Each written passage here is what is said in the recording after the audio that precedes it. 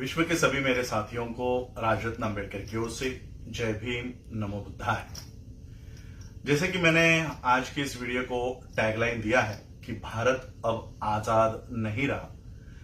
ये खबर, ये रिपोर्ट मेरी नहीं है या भारत के किसी एजेंसी की नहीं है। ये रिपोर्ट वर्ल्ड के सबसे महत्वपूर्ण फ्रीडम हाउस जो वॉशिंगटन में स्थित है, ये उस संस्था की रिपोर्ट है और ये हर 10 साल में डेमोक्रेटिक कंडीशंस के ऊपर मुआयना करती है, जांच करती है कि पूरे विश्व में जो डेमोक्रेसी है, जो लोकतंत्र है, उसकी हालात क्या है।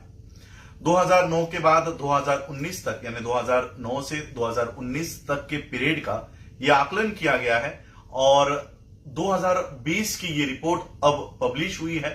फ्रीडम हाउस जो वॉशिंगटन डीसी में स्थित है, उस एजेंसी ने, उस संस्था ने यह रिपोर्ट दिया है कि भारत अब आजाद देश के सूची में नहीं रहा। भारत जो कंप्लीटली फ्री और इंडिपेंडेंट कंट्री है, इसे अब पार्टली फ्री यानी आंशिक आजाद, आधा आजाद देश की सूची में डाला है। जिस देश के प्रधानमंत्री 18-18 घंटे तक काम कर रहे थे, जिस देश का प्रधानमंत्री 56 इंच का सीना होने का दावा कर रहे थे और जो काम पाकिस्तान नहीं कर पा रहा था, जो काम चाइना नहीं कर पा रहा था, वो काम इस देश के प्रधानमंत्री ने किया है।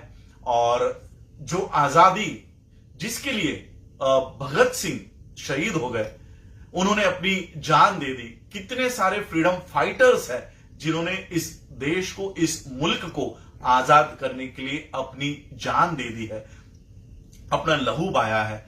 ऐसे देश की आजादी हम 72 साल के बाद खो रहे हैं और ये वर्ल्ड की एजेंसी की रिपोर्ट है। कोई गोदी मीडिया, जी न्यूज, एबीपी, आज तक, मुझे नहीं लगता इस रिपोर्ट के बारे में ये लोग कोई बात करेंगे। सोशल मीडिया पे जो लोग न्यूज चला रहे हैं, केवल वही लोग ये न्यूज आप लोगों तक पहुंचा रहे हैं। और इस रिपोर्ट में यहां तक कहा गया है कि किस तरह से ये, हालांकि ये रिपोर्ट 2020 तक की ही है, इसमें 2020 का जो आखिरी मंथ है वो इसमें इंक्लूड नहीं है। अगर वो भी इंक्लूड किए गए होते तो मुझे नहीं लगता कि ये एजेंसी इंडिया को पार्टली फ्री के लिस्ट में डालती। ये कंप्लीटली ये आजाद खो चुका है, आजादी खो चुका है, इस लिस्ट में शायद ये दर्ज करवाती, क्योंकि उसमें किसान आंदोलन भी शामिल हो जाता। अब इस रिपोर्ट में केवल सीए का आंदोलन शामिल है, एनपीआर का आंदोलन शामिल है, कश्मीर का मुद्दा शामिल है। सिर्फ इन 3 मुद्दों के ऊपर भारत की आजादी की स्टेटस जो है, जो स्थिति है, इसको पार्टली फ्री के रूप में इसको डाल दिया गया है। इस रिपोर्ट को आप लोग पढ़ सकते हैं, गूगल पे ये अवेलेबल है। फ्रीडम हाउस की रिपोर्ट आप लोग पढ़ सकते हैं। कुछ मोटे मोटे पॉइंट्स मैं आप लोगों को बताना चाहता हूं।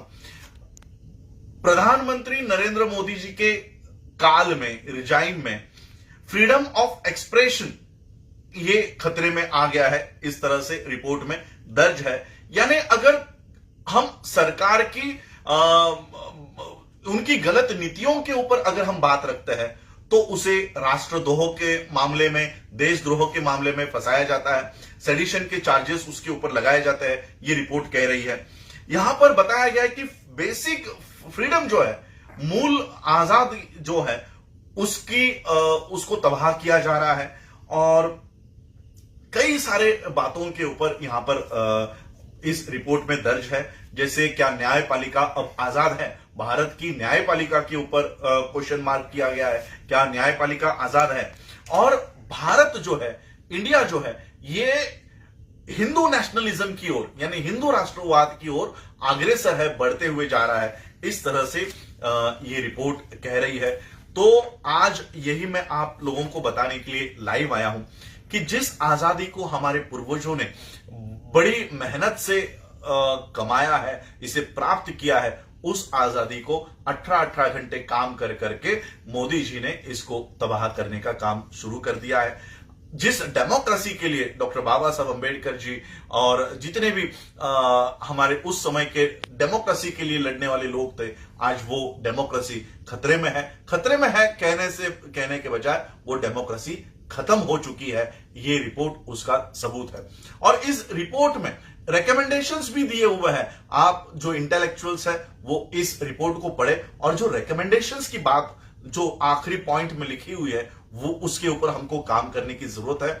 हम लोगों को, हम हिंदू है, हम बुद्धिस्ट है, हम क्रिश्चियन है, हम मुस्लिम है, इसमें से हमको बाहर आना होगा। ये आजादी सिर्फ हिंदुओं के लिए है और मुसलमानों के लिए नहीं है, ऐसी बात नहीं है।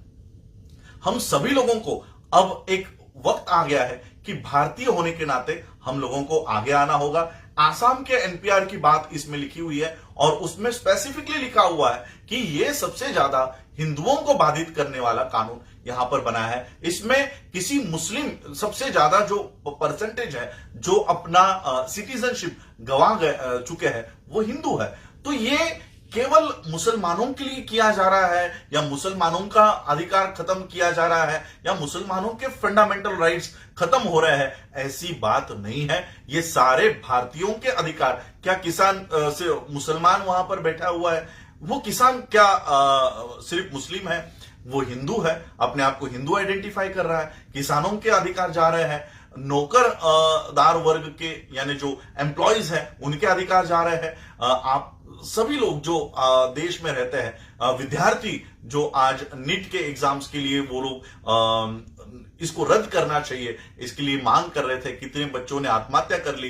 क्या ये कानून जो बनाए जा रहे हैं क्या ये मुसलमानों को सामने रख के बनाए जा रहे हैं? नहीं, ये सारे देशवासियों के खिलाफ है। और इसलिए आज हम लोगों को फिर से एक बार अपने आजादी को बचाने की मुहिम शुरू कर देनी चाहिए। और इसमें सिर्फ और सिर्फ भारतीय होने के नाते हम लोगों को एक होकर इन ताकतों से जो नहीं चाहती थी कि भारत एक लोकतंत्र देश, उस समय 1947 में जब ये संविधान सभा का गठन हुआ तब यही वो लोग थे जो नहीं चाहते थे कि भारत में डेमोक्रेसी बनी रहे। और आज उन्हीं के हाथों में ये देश चला गया है और वो अपने 1947 के पहले के एजेंडा के ऊपर काम कर रहे हैं। इस देश का डेमोक्रेसी, इस देश का लोकतंत्र को खत्म करने का काम कर रहे हैं। जो रिकमेंडेशंस इस रिपोर्ट में दी है, हमको उसके ऊपर काम करने की जरूरत है।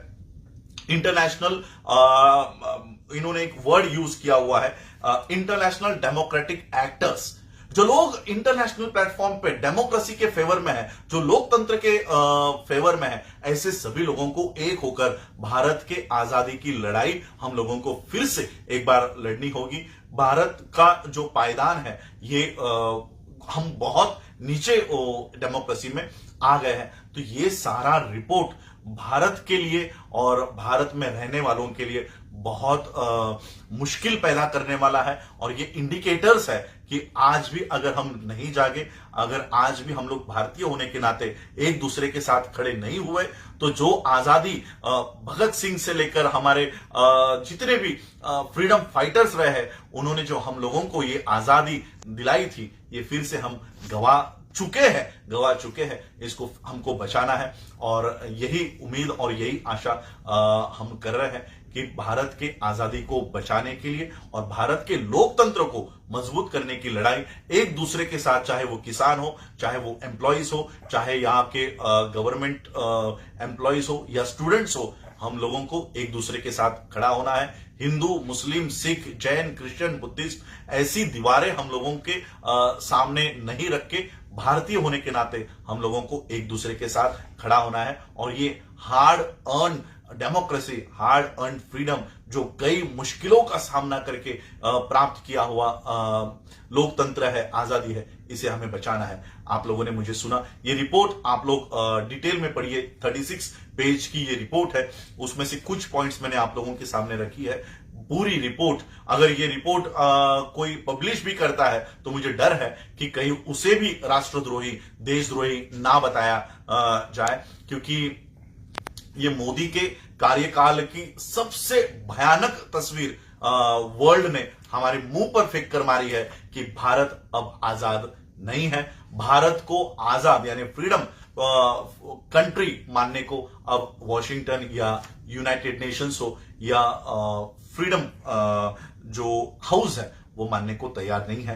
तो ये कहीं ना कहीं भारत के लिए, भारतवासियों के लिए और हमारे पूर्वजों ने जो त्याग करके हमको ये आजाद देश दिलाया है, ये उसके लिए बहुत बुरी खबर हमारे लिए है। और इस देश के आजादी को बचाने के लिए और लोकतंत्र को बचाने के लिए जो हम लोग संविधान सुरक्षा आंदोलन के माध्यम से, यह आंदोलन आज मैं दिल्ली में हूं, कल हमारी यही मीटिंग संविधान सुरक्षा आंदोलन के बारे में हुई और आज सुबह मेरे हाथ में ये रिपोर्ट आया है। तो पूरे देश भर में हम देश के आजादी को और लोकतंत्र को बचाने की मुहिम लॉकडाउन के बाद फिर से शुरू कर रहे हैं और पूरे देश भर में, देश में ही नहीं देश के बाहर भी जो भारत के लोकतंत्र के फेवर में है, ऐसे सभी देशों से भी हम ये गुजारिश करेंगे कि आप अपने स्तर से भी भारत की आजादी और लोकतंत्र को बचाने की इस मुहिम में हमारा साथ सहयोग दे। यही कहता हूं और रुकता हूं।